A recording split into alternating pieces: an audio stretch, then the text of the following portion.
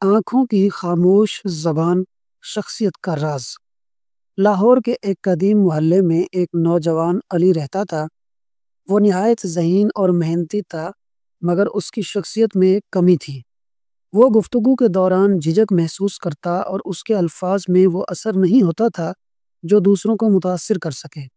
یہ کمی اسے بے حد پریشان کرتی تھی، کیونکہ وہ چاہتا تھا کہ لوگ اس کی باتوں کو سنجیدگی سے لیں اور اس کی شخصیت کا احترام کریں۔ ایک دن علی کے محلے میں ایک بزرگ استاد حافظ صاحب تشریف لائے۔ وہ نہ صرف قرآن کے عالم تھے بلکہ انسانی نفسیات اور رویوں کے بھی ماہر تھے۔ دور دور سے لوگ ان سے مشورہ لینے آتے۔ علی نے بھی ان سے ملنے کا فیصلہ کیا۔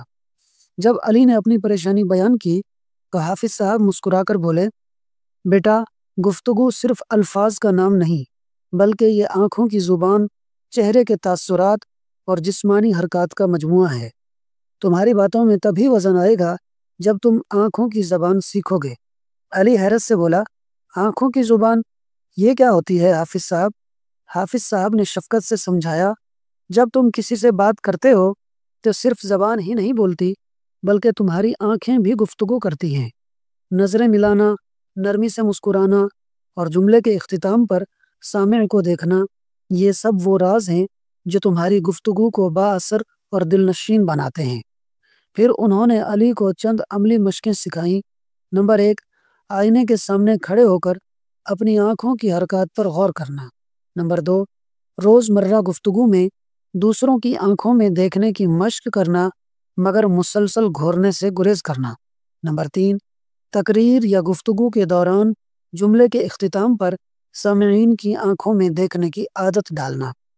علی نے ان مشقوں پر عمل شروع کر دیا۔ ابتدا میں اسے یہ سب عجیب لگا، مگر جلد ہی اس نے محسوس کیا کہ لوگ اس کی باتوں پر زیادہ توجہ دینے لگے ہیں۔ اس کا اعتماد بڑھنے لگا اور اس کی گفتگو میں ایک کشش پیدا ہو گئی۔ پھر ایک دن علی کو ایک تقریب میں تقریر کرنے کا موقع ملا۔ اس نے حافظ صاحب کی دی ہوئی ہدایات کو یاد رکھا۔ تقریر کے دوران وہ نرمی سے مسکراتا، سامعین کی آنکھوں میں دیکھتا اور پرجوش انداز میں بات کرتا۔ اس کی گفتگو نے سب کو متاثر کیا اور لوگ اس کے الفاظ کو توجہ سے سننے لگے۔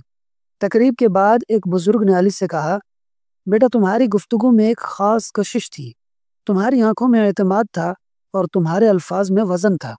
علی نے مسکرا کر جواب دیا، یہ سب حافظ صاحب کی تربیت کا نتیجہ ہے۔ انہوں نے مجھے آنکھوں کی زبان سکھائی ہے۔ یہ دن علی کی زندگی کا ایک نیا موڑ ثابت ہوا۔ وہ نہ صرف ایک پر اعتماد مقرر بن گیا، بلکہ لوگ اس کی گفتگو کو سنجیدگی سے لینے لگے۔ اس نے سیکھا کہ گفتگو کا حسن محض الفاظ میں نہیں بلکہ آنکھوں کی زبان میں بھی پوشیدہ ہے۔ حافظ صاحب نے جو سبق دیا تھا وہ ہمیشہ کے لیے علی کے دل میں ثبت ہو گیا۔ بیٹا، آنکھوں کی زبان سیکھ کر تم دلوں پر راج کر سکتے ہو۔ یہ ہنر تمہاری شخصیت کو نکھارے گا اور تمہاری باتوں کو پر اثر بنائے گا۔ سبق: آنکھوں کی زبان سیکھنا مشکل نہیں، مگر اس کے لیے مسلسل مشق اور صبر درکار ہوتا ہے۔ اگر آپ چاہتے ہیں کہ آپ کی گفتگو میں وزن ہو اور لوگ آپ کی شخصیت کا احترام کریں، تو آج ہی آنکھوں کی زبان سیکھنا شروع کر دیں۔ یہ ہنر نہ صرف آپ کی گفتگو کو پر اثر بنائے گا بلکہ آپ کی شخصیت میں بھی ایک منفرد کشش پیدا کرے گا۔ اللہ ہم سب کو آسانیاں عطا فرمائے، آمین۔